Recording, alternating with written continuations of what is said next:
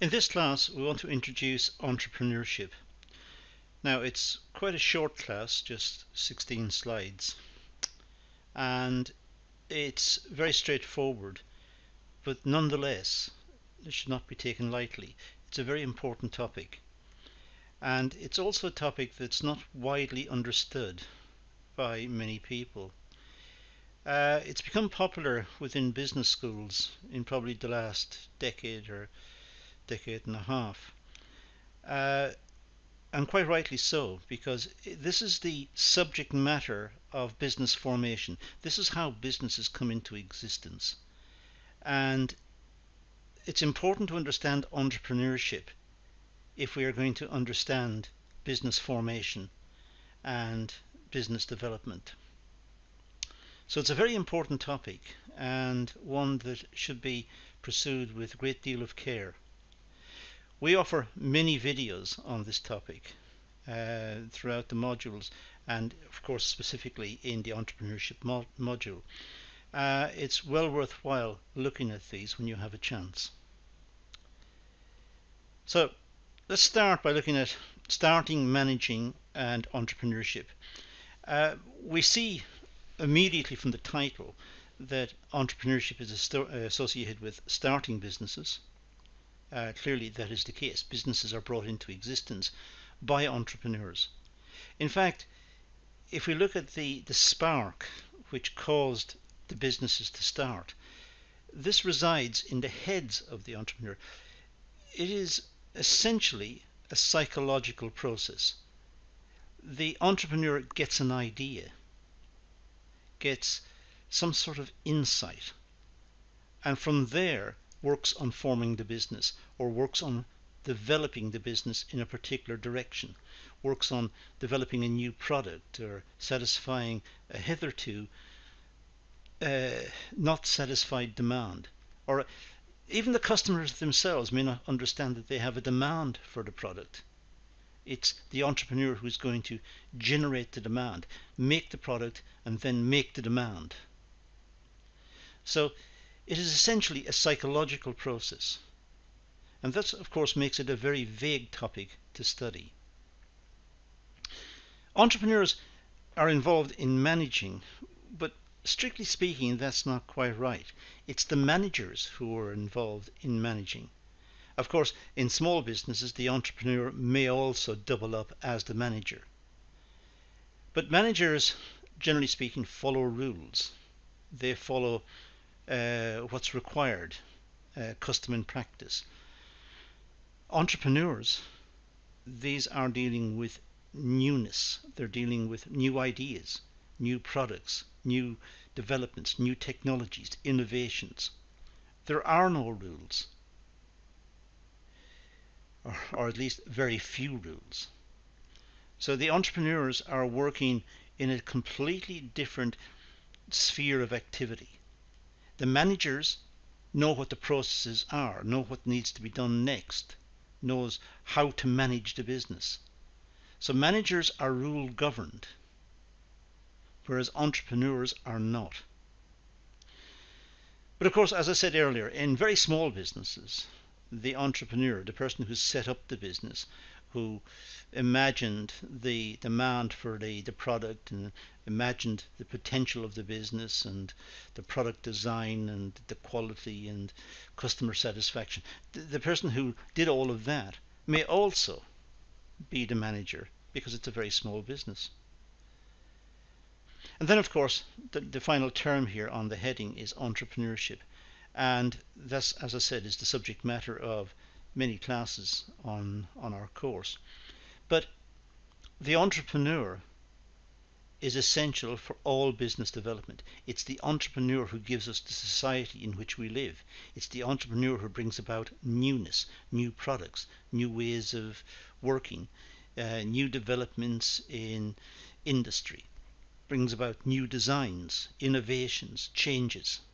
Without the entrepreneur, there would be the same products ad nauseum in the shops.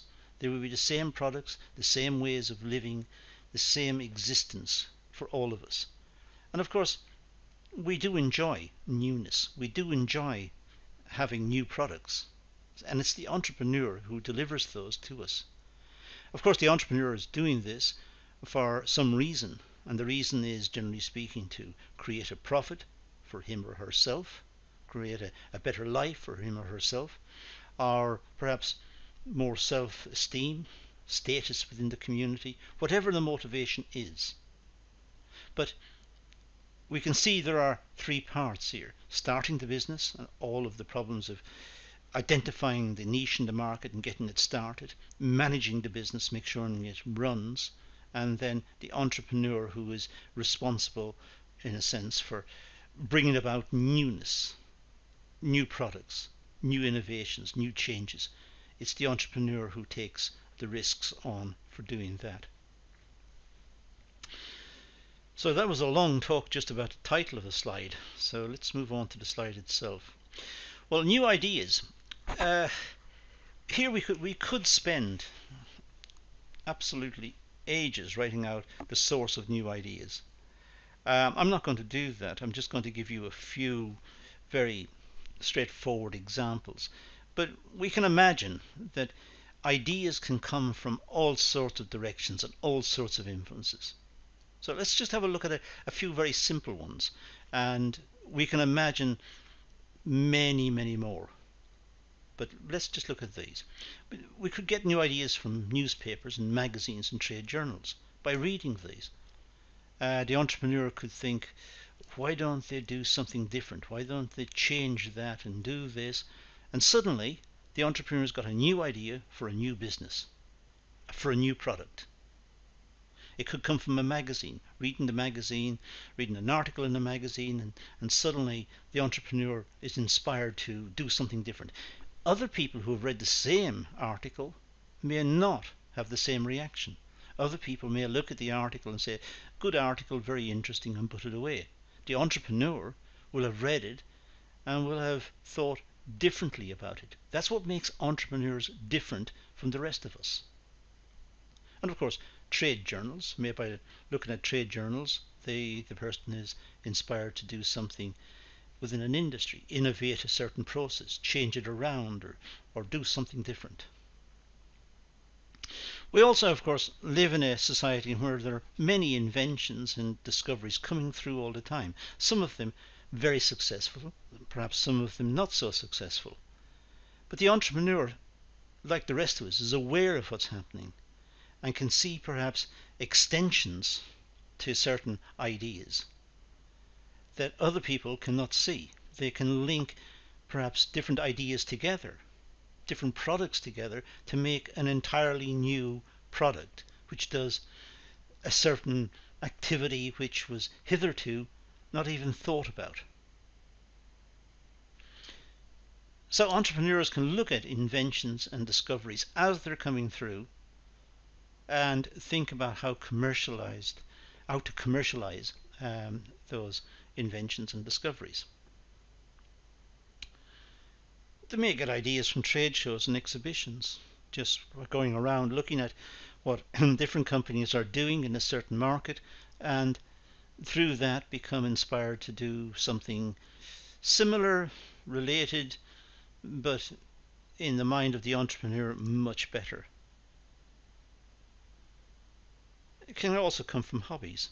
In fact, a lot of entrepreneurship is based on hobbies. People have hobbies doing all sorts of things. And out of the hobbies, they think, why can't we link our interest in this to something else? Or why can't we do it differently? Or why can't we have a new product, a new tool, or a new way of working that was in the past not even thought about? So hobbies can be a very fruitful source of new ideas. Family members, just talking to people and within the family, or talking amongst friends, and friends say, if only we had something that would do this. And that could be the spark. Why can't we have something to do this? What's needed? What would it do? What would it look like? So we have many different sources of ideas. We could get ideas from business school classes, like the one we're doing here now. It could be there's not business school classes; it's just school classes, or it could be just talking to people associated with education or associated with research centers or with uh, industries which have a reputation for developing ideas and developing products, and out of this new ideas can flow. Of course, some newness and some new products may be dependent on a lot of resources. For example, development of a new pharmaceutical drug, perhaps some ethical pharmaceutical drug, one for the common cold or whatever, some virus. That would have to go through a lot of testing, a lot of very expensive development. It is an innovation. It is a change because if the drug was to work and was successful and made our lives better, that's that's an innovation. That's a change in our lifestyles. And the company or the person within the company who suggested this line of research is the entrepreneur. Now I've just listed some possible sources of entrepreneurship or possible sources of business ideas. As I said right at the when I started this slide, um, there are many more that we can imagine. Just going to the cinema and getting an idea, or reading the newspaper, sitting on a bus, sitting on a train. They can happen anywhere, but it only happens to entrepreneurs, people who are receptive of what they're seeing. They understand what they're seeing, they're receiving what they're seeing, and they can then go and make something out of it. The vast majority of people are not like that. So entrepreneurs are this special subset of the population. Sometimes, however, entrepreneurship may fail, and it's worth looking into why entrepreneurs may fail. In fact, it's said that the vast majority of entrepreneurial ideas fail. It doesn't stop the entrepreneurs from coming up with even newer ideas and perhaps better ideas in the future, but a lot of ideas do fail. A lot of businesses fail within a very short space of setup. A short period of time from setup, the businesses may fail. Well, they may fail because of lack of capital. Now, there is a debate about this. People say, well, if the idea is very good, very good, and very innovative, then the business will have no problem in finding resources, financial resources. But it may be, even though the idea is very good, for one reason or another, they still may run out of capital. They may run out of resources. The banks may still be reticent about lending to them because perhaps the banks are being very conservative, or perhaps the banks have been told to squeeze on making loans. So the businesses may fail. It could be that the entrepreneurs have poor knowledge of the market. Now, this is almost inexcusable because, poor knowledge of the market. Now, this is inexcusable because entrepreneurs should have a good business plan.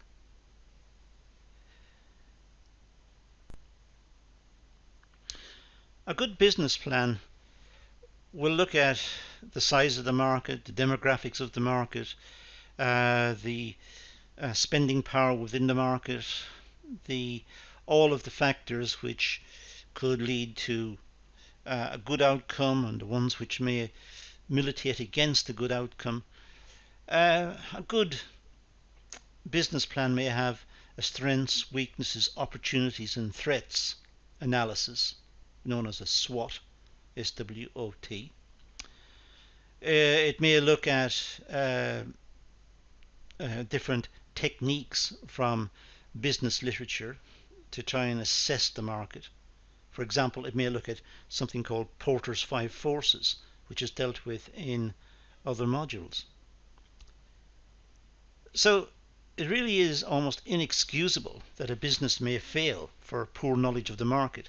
Entrepreneurs should be aware that they need a good, well-researched and robust business plan.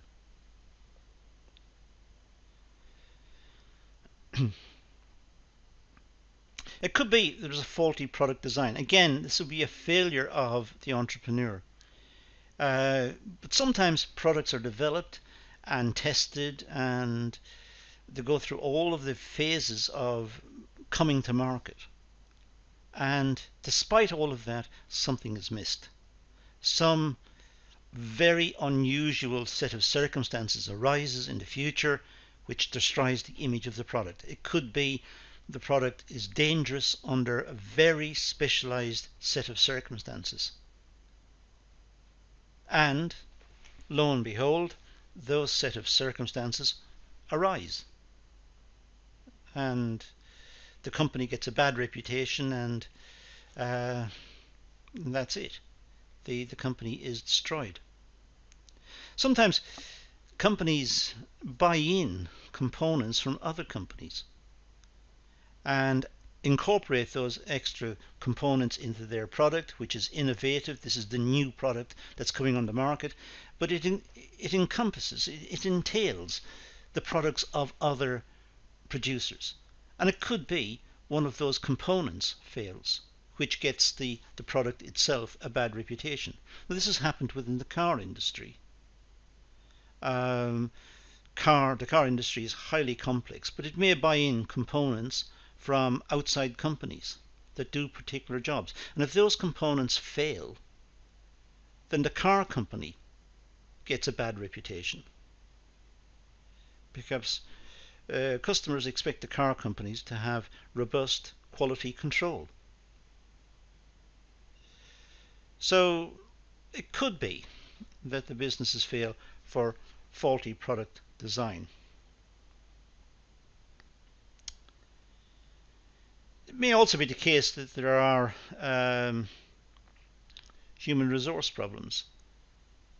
Sometimes the companies may need very specialized personnel and they can't readily find those. They need people with particular skills and it may be difficult to get them. Perhaps in the computing business, the company needs someone who's able to program, or able to modify programs, or able to maintain servers and set up servers. And it may be difficult to find these people. So it could be that there are issues about getting the right personnel in place.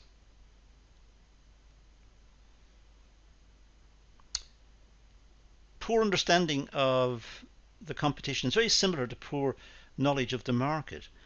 But generally speaking, because someone has a good idea, it doesn't mean that the world stops, that the competitors all go away. The competitors are going to respond to that product and they will attempt to beat it. They will attempt to bring out something even better. Of course, the entrepreneur should be aware of this right from the outset and have strategies in place to cope with this. So, in this short video, we've looked at different factors associated with entrepreneurship, why it may fail, and what are some of the factors related to entrepreneurship. What is entrepreneurship itself? As I said, this is one video in a whole series of videos that we're offering on this topic. It is a very vague topic in some respects, and it's not easy to completely encapsulate in one class. There are so many parts to it. It is complex and it's not easy to research.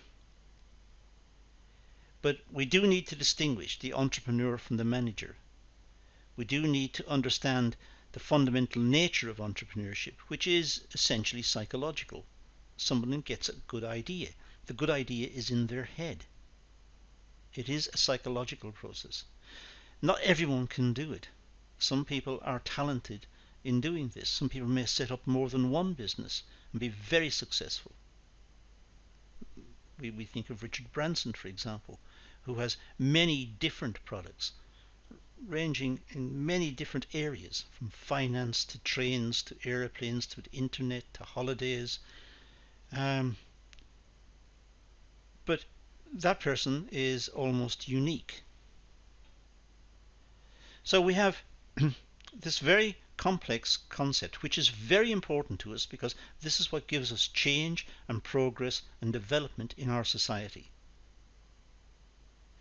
So we're going to introduce some more classes in the topic, and please, if you have a chance, look over those. But that's all we're going to deal with in this one, so let's leave it at that and say thank you for watching.